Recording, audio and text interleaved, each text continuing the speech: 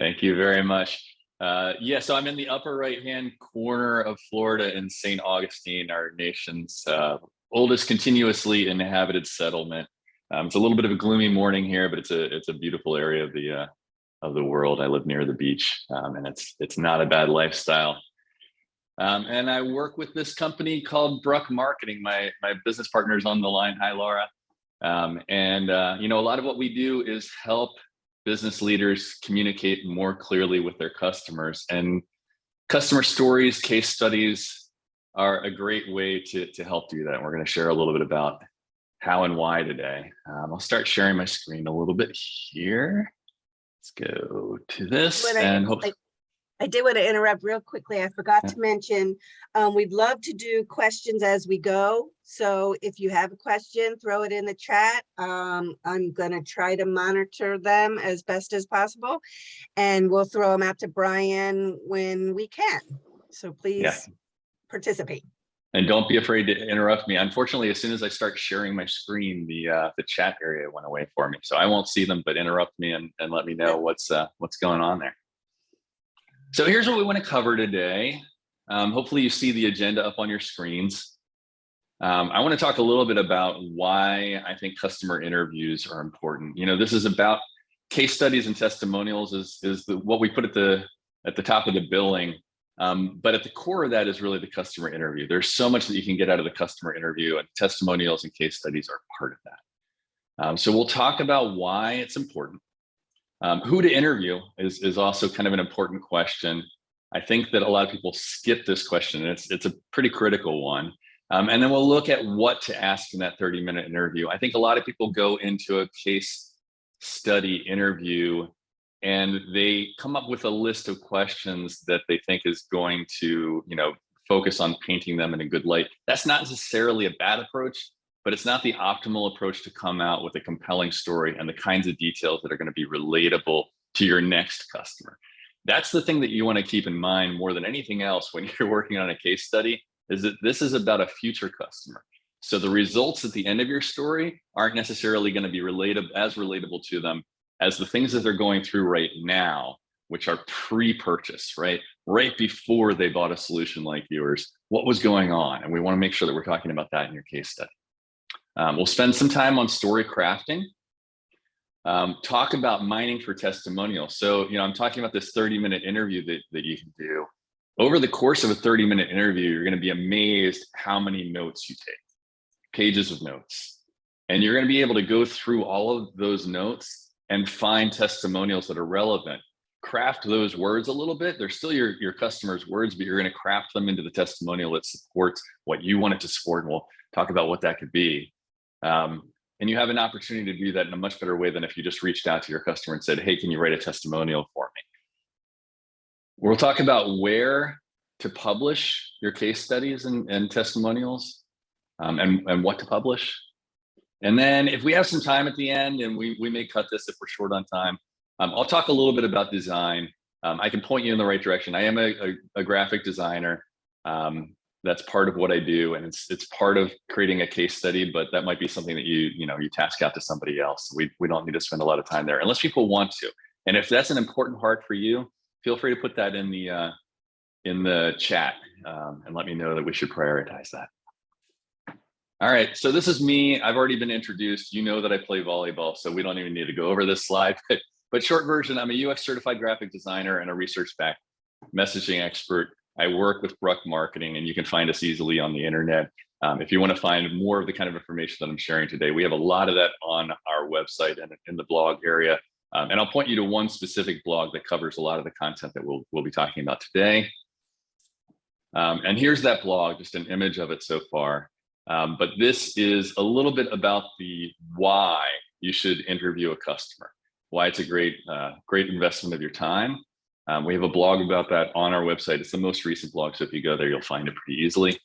But let's talk about this for a second. Why is it important to spend some time interviewing a customer? And I'll say this so many times over the course today, it's going to take you about 30 minutes. I always tell people that it takes between 20 and 30 minutes. And the reality is I end up spending about 20 minutes on the interview and 5 to 10 minutes on small talk. It really is not a huge time investment for you or for your customer, more importantly, because as you're asking for this thing, you're going to want to put them at ease that you don't need their entire day in order to get this done. What do you get out of this? One thing is the case study. And again, I want to emphasize that what's important about this case study is this journey that you're going to show that your past customer went through, starting with the challenge that they faced that made them want to reach out to you to begin with. Remember, that's where your future customer is right now. They're at that moment where a challenge has just been introduced and they're trying to figure out what to do about it, and you're the possible solution to that. So we want to make sure that that's clear in this story, and we're going to put together a compelling story around that. Another thing that we get is market research. I'm always surprised going into a customer interview that I seem to be able to leave with these kind of data points that sometimes my client, because I'll do these interviews for my clients didn't know these things. They hadn't had that kind of conversation with their customer yet to be able to pull this information out.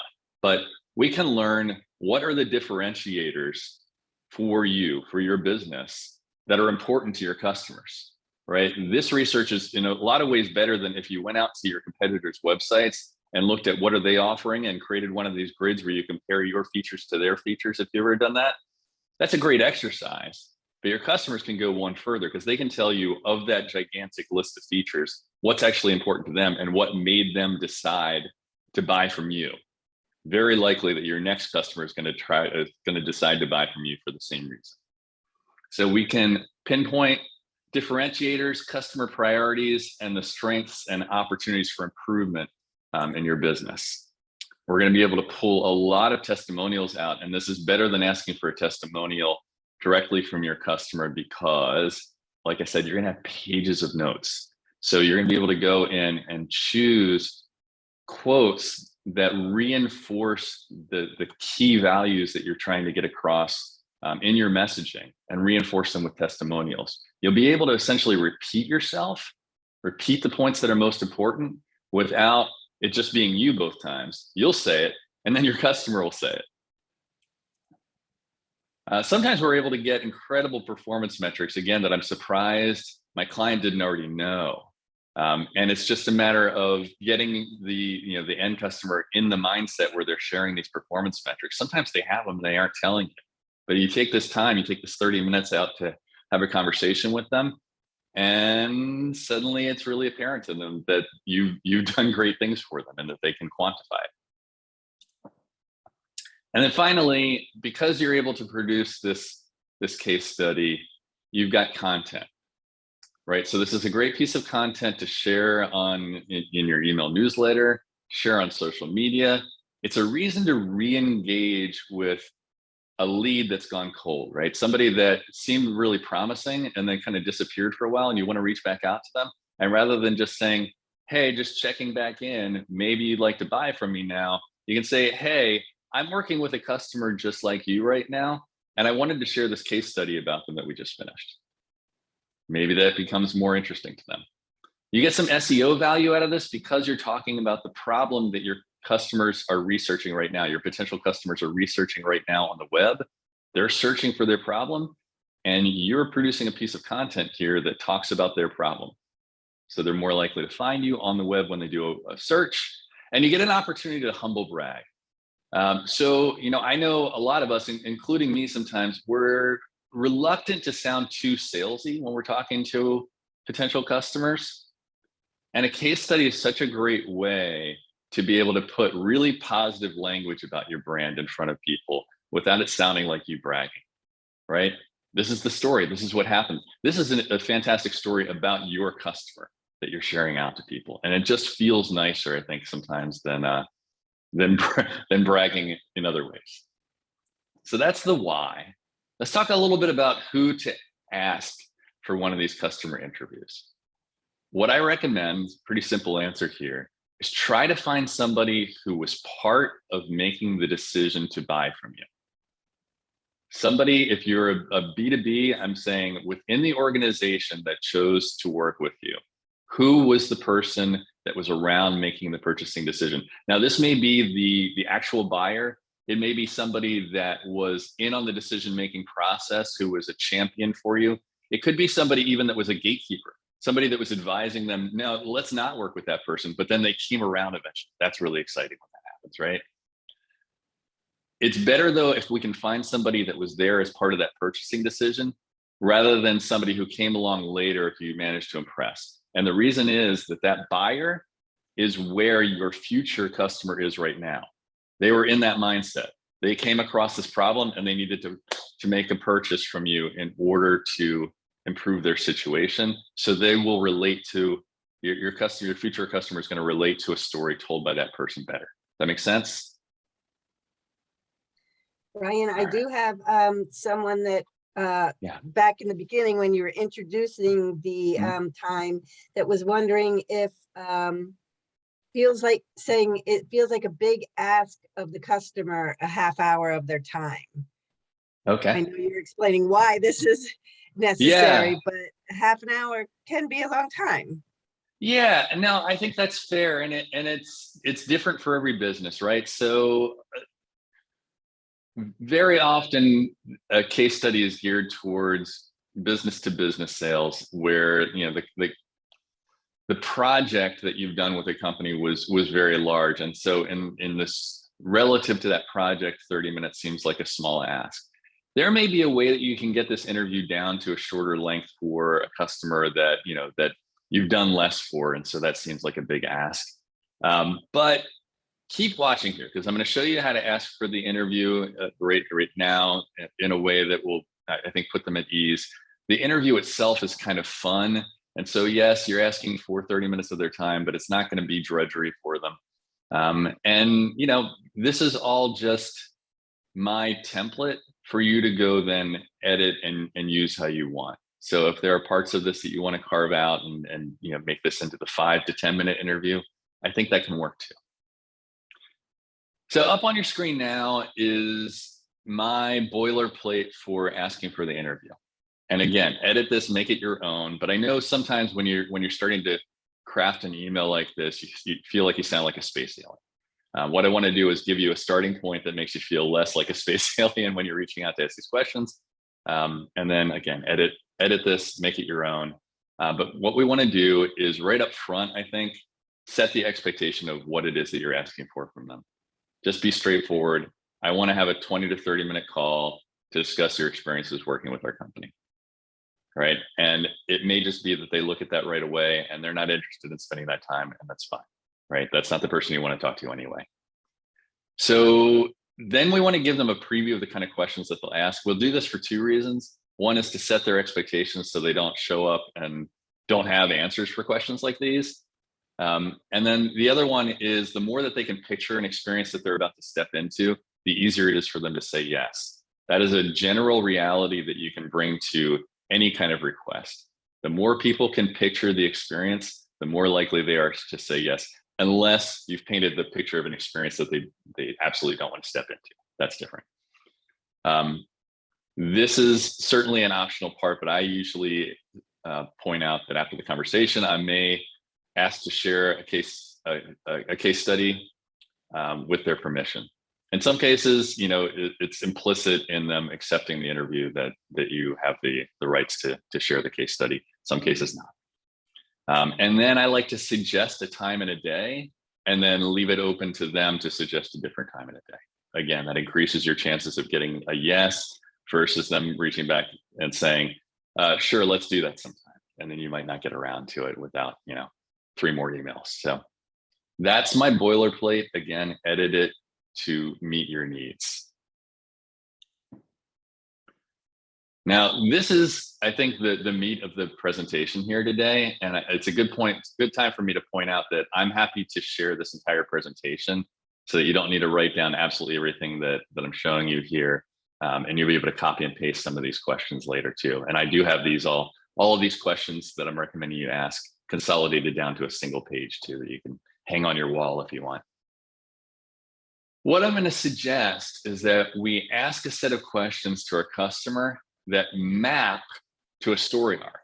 That way, when we're turning this into a story later, when we're crafting a story, we know that we've got our bases covered for the entire shape of the story. And I'll show you what that means.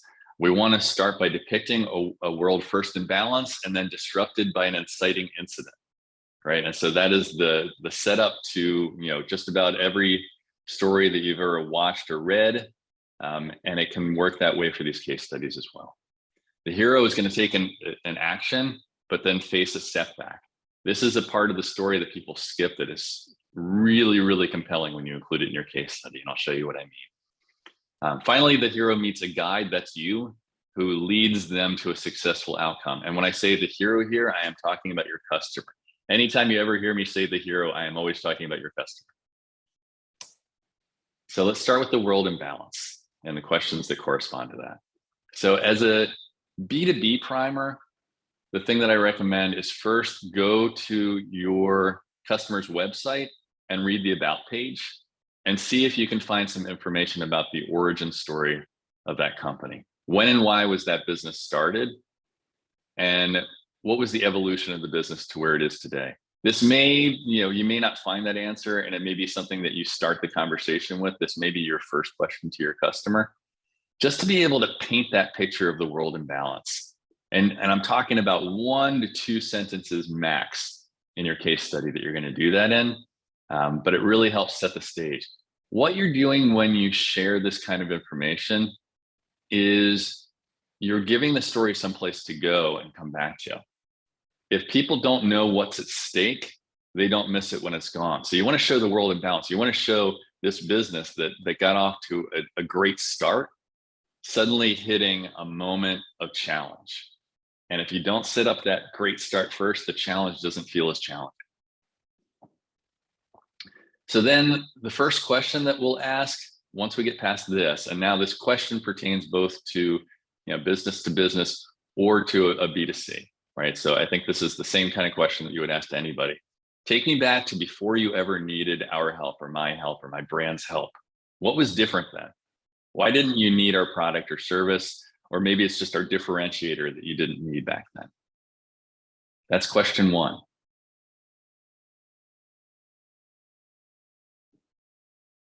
Then we move into the inciting incident, right? So this is about what changed that introduced the need for your business.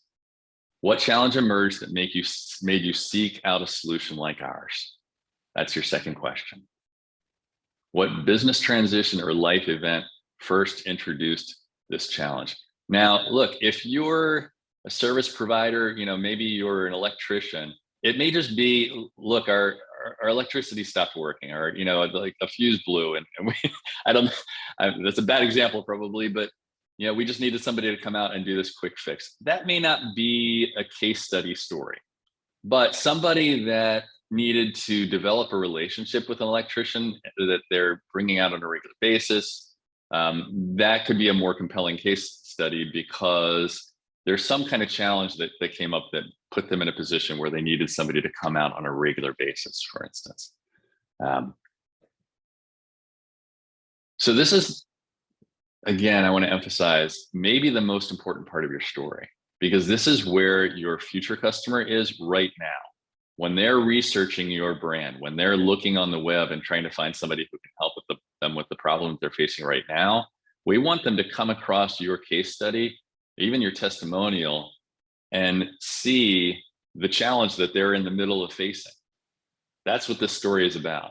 It's a little bit about your solution, but it's mostly about your challenge. Even if you don't tell them what you did to solve it, even if you don't tell them the great outcomes that you achieved, if they recognize their problem, now they know that you're an expert in solving their problem.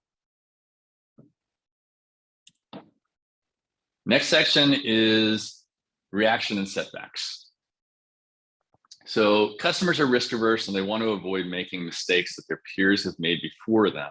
What we really want to do, what makes a really compelling story too, and if you think through, your favorite movies, they all do this, right? The hero tries to take some kind of an action to fix the initial problem, and things kind of get worse, right? They face setbacks.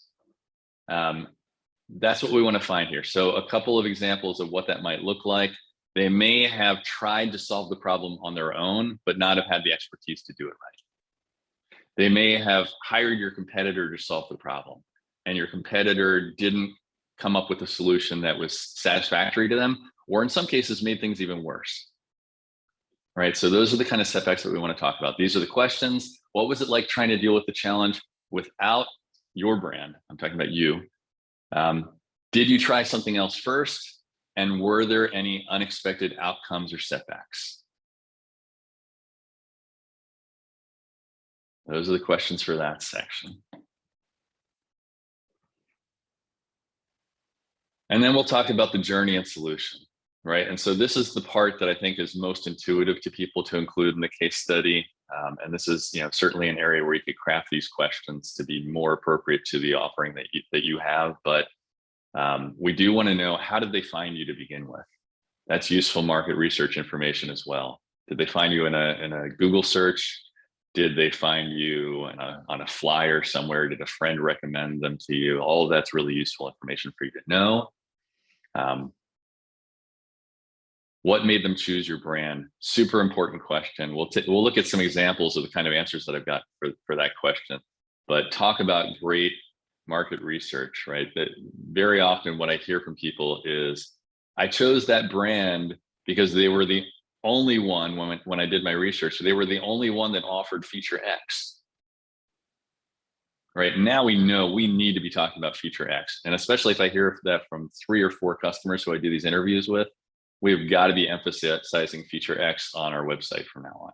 We got to be talking about it in our sales decks from now on. What changed when you started working with my brand? Right, so we want to show that moment where they went from being frustrated and things not working very well to starting to feel like they have hope and things are going to go well for them. And then we can talk about what are the steps that your brand took to solve their problem. And that may be something that you're more suited to answer than them. Consider that, right? There might be somebody on your team also that was in the weeds working on that project that can answer that question instead of your customer. Consider doing that way. Consider getting multiple perspectives on it, whatever works best for you. Then the results and the outcomes. So what were the outcomes of the work that we did for you? How is your life better now? Are you able to share any performance metrics? And what I often find with the performance metrics is, of course, they don't have them memorized to recite to me during the customer interview. But I've been very surprised how willing people are to send me some performance metrics after we get off the phone and follow up with that. That seems like a good moment to pause. Last thing I'll do is just here's the one page with all of those questions up on the screen at once. So you'll have access to this. If you didn't get that all scribbled down, don't worry. You can copy and paste it out of here, but it's a good moment. Any questions at this point?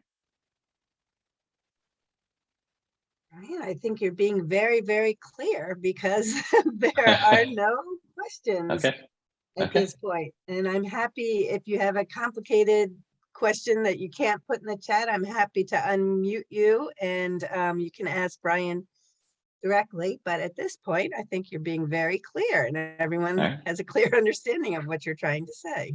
Good. All right. So we'll talk a little bit about crafting the story here. Now, this is where, I want everybody to, of course, feel free to be creative in the way that they wordsmith this out. What I'm offering you here is a structure, it's a framework for building your story. And I'm going to show you a real world example, actually several real world examples as we step through this. So on the right side of the screen, you're seeing the most recent case study I created for a client. And on the left-hand side, I'm kind of walking you through the structure that this is following. And it's the same structure I just showed you that the questions map to, which makes writing our story simpler. So we're starting out with the world in balance. And in this example, what we had was a fashion accessory company that develops a unique product. Their product was successful, and that led to business growth. A successful product leading to business growth is very often the beginning of one of these stories. And it's compelling, especially, that's the transition that makes people buy more than anything else. People buy at moments of transition, especially businesses. And business growth obviously gives people a good reason to make smart purchases. So consider that as the opening of a story. The inciting incident is that for modern product sellers looking to scale their brands, Amazon is a critical sales channel. You need to sell there.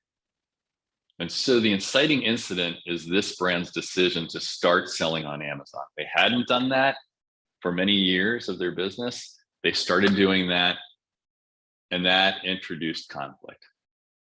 All right, with me so far, hopefully. This is that story playing out. And one thing you'll notice here, and this was just a decision that I made for this particular case study, is I included one of their performance metrics on page 1, front and center, because there's 24x revenue growth. That's compelling all by itself. That won't always be the case. You are very often not even going to be able to get performance metrics out of a customer during one of these interviews. And 24x revenue growth is not something that's likely to come up. If it does, put it on page 1. Even if it's something that's compelling at all, it's nice to have one little teaser on page 1. And I like to put a testimonial quote on the first page if I can as well. Here's some more real world examples. This is drilling into the example we just looked at so you can read it better. And I'm just going to read these out loud real quick. So if you know anyone with long hair, you've probably seen them scavenging through their homes, cars, and bags for a lost hair tie. In 2009, Michelle and Colette, co-founders of By Lila, saw an opportunity to create hair ties that double as bracelets. Their customers would never need to search for hair ties again. So I want to be clear here. Everything that you just read is about my client's customer, not about my client. Haven't started talking about my client yet. Then we introduced the inciting incident. As they expanded from door-to-door sales to retailers to direct consumer sales on their website, customers kept telling Colette and Michelle, you have to sell on Amazon. And in 2018, they decided to give Amazon a try. That's the inciting incident. Now here's a different one, right? You notice this looks different even. World imbalance for this Apex Connect story is a life sciences company was taking on one of the biggest challenges of a generation, using research and technology to detect cancer at earlier stages when it can be cured. Each employee played a vital role in navigating the complexity of this endeavor. Again, everything that I just said is not about Apex Connect. That's about this life sciences company. It's about their customer. Not talking about Apex Connect yet. It's too early in the story. Inciting incident. As they prepared to bring their offering to market, the company was growing fast and experiencing growing pains. And then we want to talk about a few of the growing pains that they faced. That's what we're doing here. And all of this goes on page 1 for Apex Connect. So this is an option, right? You can, on page 1 of your case study, give some of the examples, specific examples of problems that they were facing as they were growing fast, right? As they face this inciting incident. We can do that as well on the Avenue 7 side. We could say, as they began to give Amazon a try, they faced these specific challenges. All right, continuing with the reaction and the setback. So this is the reaction in this case to beginning to sell on Amazon. Their initial attempt was to try to sell on Amazon without any agency assistance, without Avenue 7 or any other agency. Another common scenario is that the customer tried a competing vendor first, and that the first vendor failed or even made matters worse. And I had a great example with that, a couple case studies back where it's actually this Apex Connect one, where previously their customer had worked with a vendor who created a bunch of custom work for them that they needed to clean out of the system afterwards. And the cleanup cost more than they ended up spending with Apex Connect, right? You absolutely want to talk about a scenario like that in your case study. What that does for me is say, gosh, do I really want to take a chance working with another company where that might happen? Or do I want to work with Apex Connect where clearly they can do it without that kind of setback, right? It's a good feeling to buy from a company that can show you other companies do this wrong, we don't. In this Avenue 7 story, the hero, the customer, course corrects and chooses Avenue 7 to help them succeed. So this journey solution section is a great place to highlight some of the differentiators that you learned about from the customer. In this case, the differentiators they saw were they were getting expert insights before they even signed a contract with Avenue 7. They loved that there was just so much transparency about the process that they were stepping into. They liked the pricing, and they just found the people very likable, right? So I thought, in this case, I actually just put these all down as quotes directly from the customer. I like to just have as many direct quotes from the customer as I can in the case study, without it feeling like I just, quoted them front to back. Here's another example of this, the journey solution part and the differentiators. So I did an interview with KBM's customer, and found, these three differentiators were super important to their customer. One was the way that they hosted. One was that they were able to create custom software, or use their software in a completely custom way for the end client here, and that they were willing to do all these integrations. So these were not the differentiators that I expected to hear about going into this conversation. We really learned something vital about KBM through this conversation.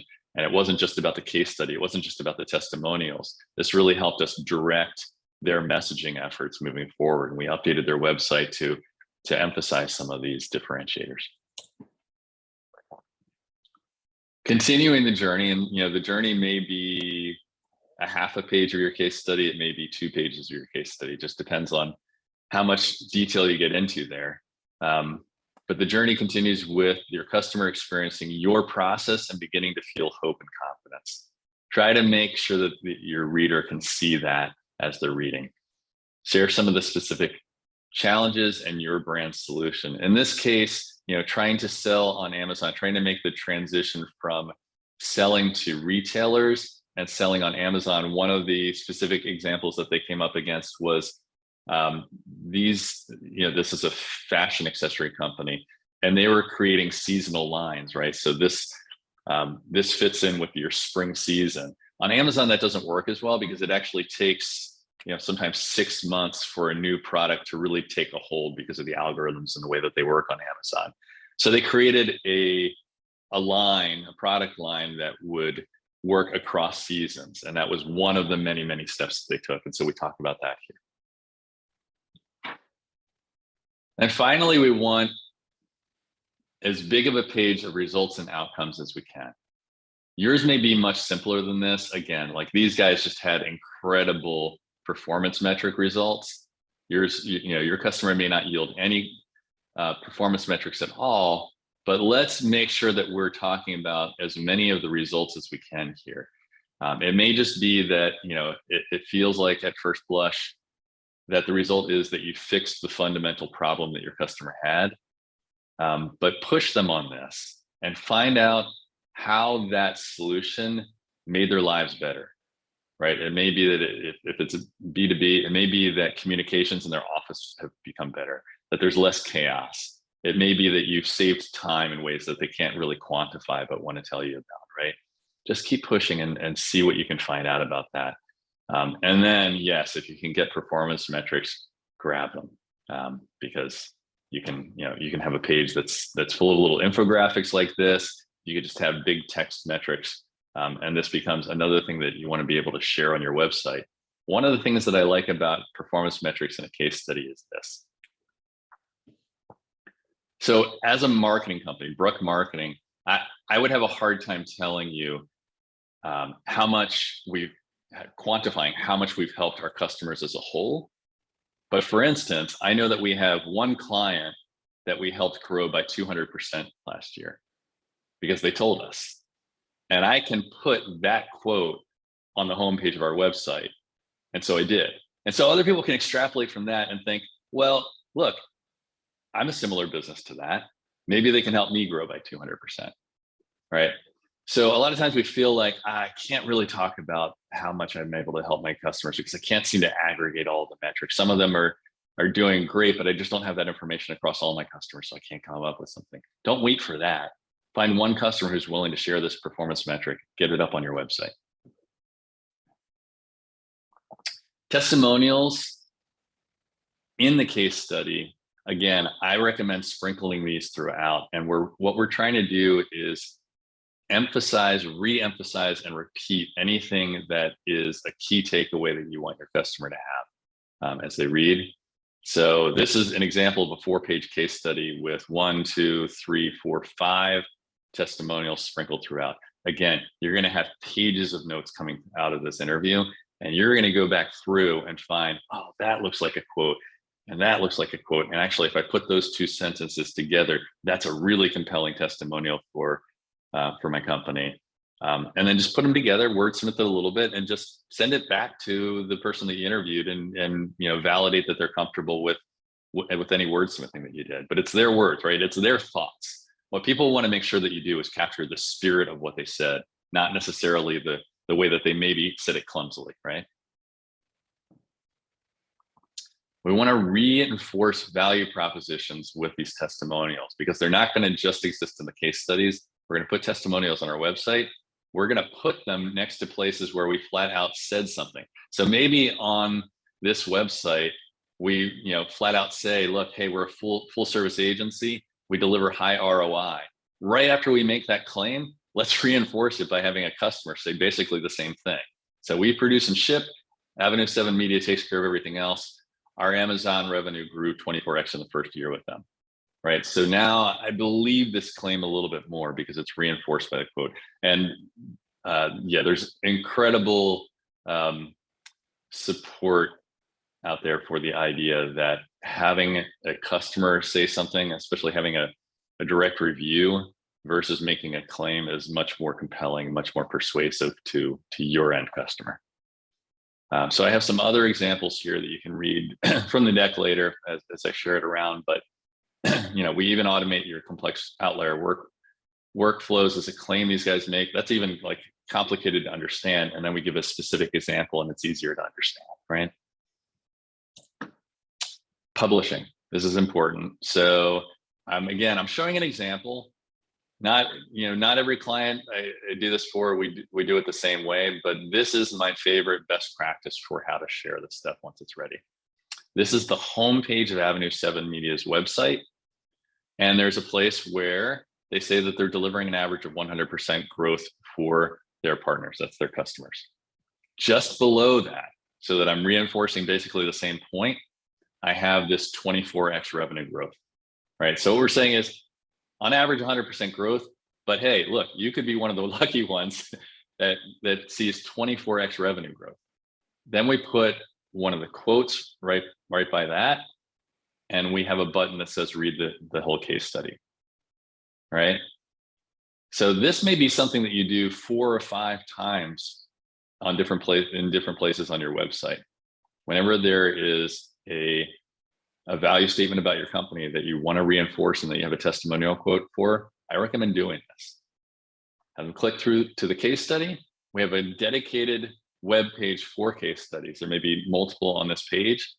And on this page, the structure for building this, what you see here is a shorter version of the case study. The structure is exactly what we talked about.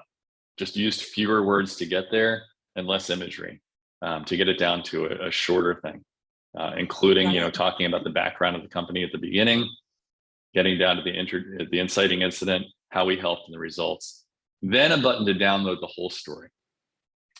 This particular client opted to put the case study, which is a PDF download. That's the way I typically do it, is a PDF download for the full case study.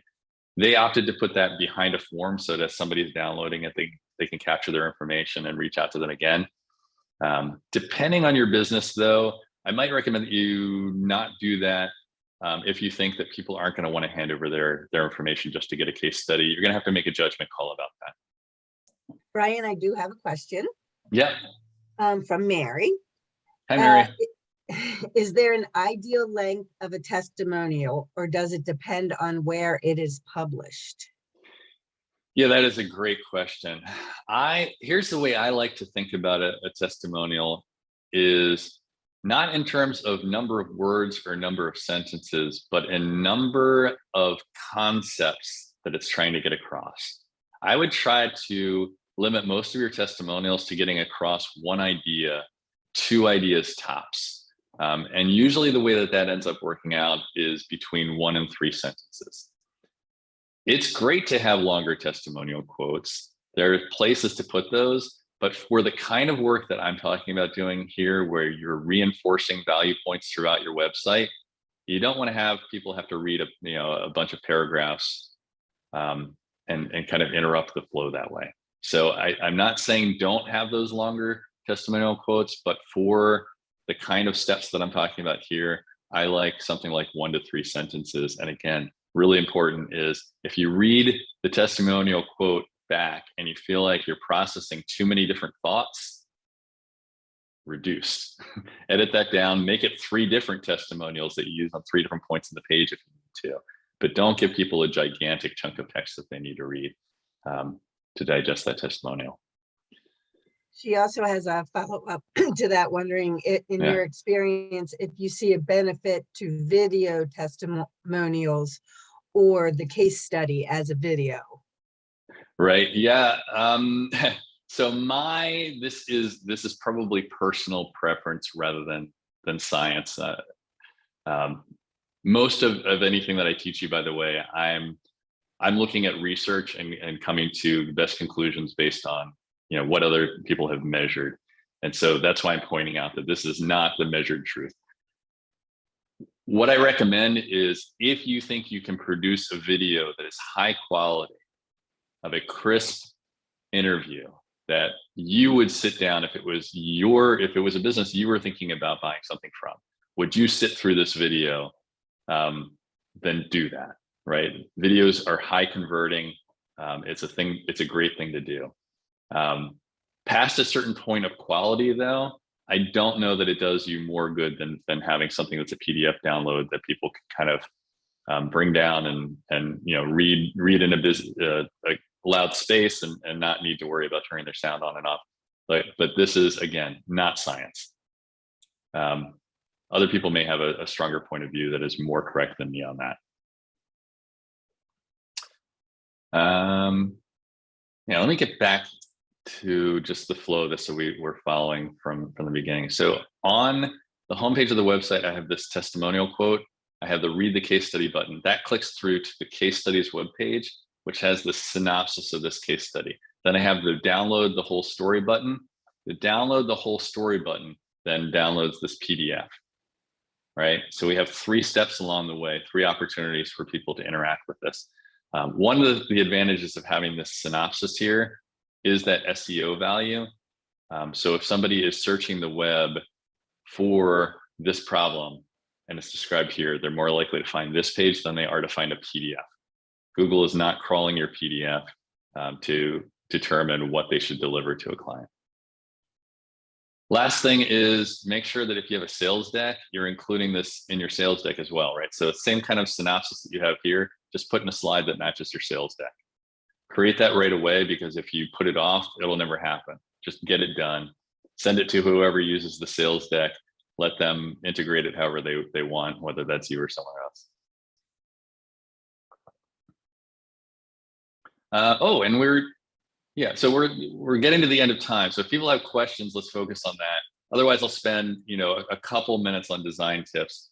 And this is just some basic stuff that I see, opportunities for improvement in people's design all the time that could pertain to you creating your case study. One thing I'll say is I'm not using PowerPoint to create these PDF download case studies, but you could. If you have no other design tools, if you don't know how to use Adobe products or alternatives, don't worry. You can do all this in PowerPoint. You could even do it in a Word document if you wanted, but I would probably pick PowerPoint above that and create it that way. And so I have some design tips we can jump into, or if people have questions, please hit me with questions. Yeah, we've got about 10 minutes left with our time.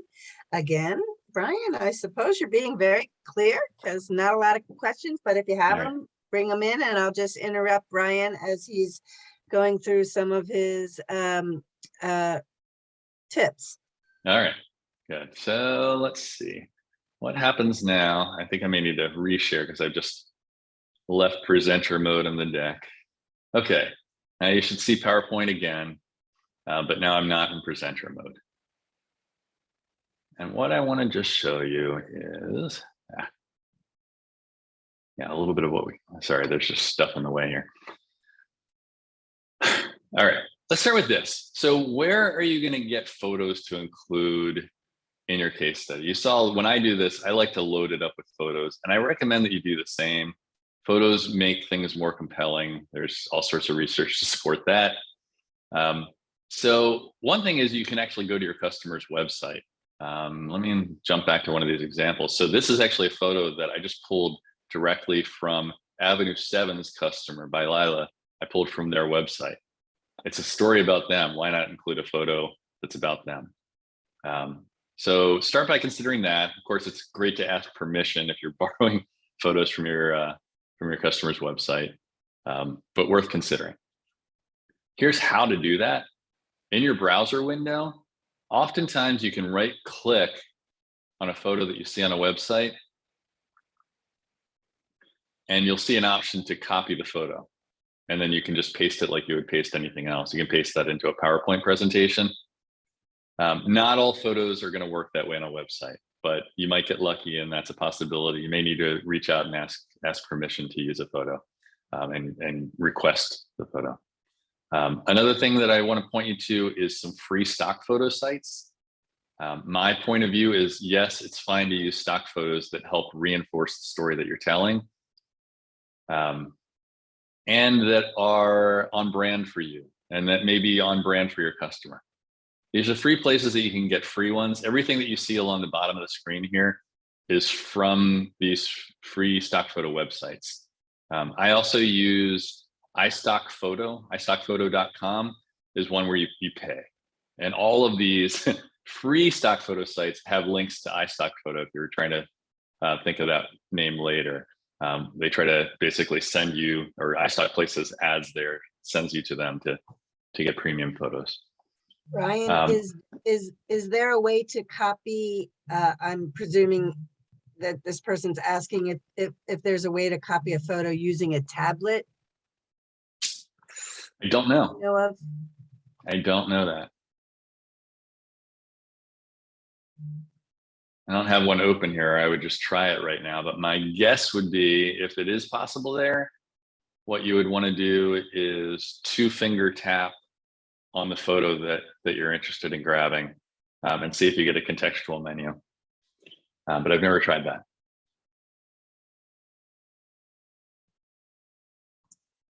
Here's what I see all the time in PowerPoint presentations. Is somebody takes a photo like this one, and they wanted to fill half the screen with it, but it's a really wide photo, and so oh, okay, now the photo fits, but the photo looks kind of terrible because you just squished it. So, oh gosh, I can't. Let me do this instead, right? And then it doesn't fill the screen the way that they wanted to. It's not necessarily a desirable shape for the frame that it's in. And there's a really simple solution for this that like a surprising number of people just haven't found in PowerPoint. So we can make this whatever size that we want and just crop off the boring parts of this photo. So we right click, and there's a crop option in the contextual menu. And then there are grabby parts on every corner and side of the photo. You want your cursor to look like this. I don't know if you can see that on the screen share. And then you can kind of drag over and change the shape of this photo. All right. So that's a solution to kind of make it fill the part of the page that you want. Maybe I want to make this not so tall, make it an exact square like that. And maybe I want it to be a circle instead. So one thing I can do is go to picture format options, crop, and crop to the shape of a circle. Here we go. Let me make that circle. Yeah, now I'm squishing it too. But now we've got kind of a desirable page layout, right? I can get rid of the rest of these photos, maybe center this on the right-hand side, like so. And it's not a bad layout, right? It's a really simple layout that you can put together yourself in about 30 seconds.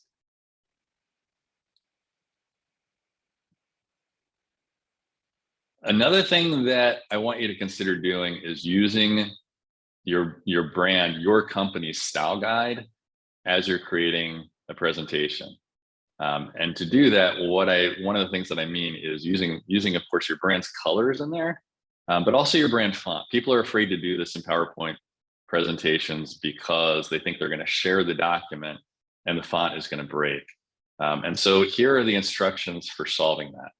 You can now embed fonts in a PowerPoint presentation, and in fact, very often they're embedded automatically, or you know, Microsoft has actually gotten a lot better at using web fonts and grabbing them from the web.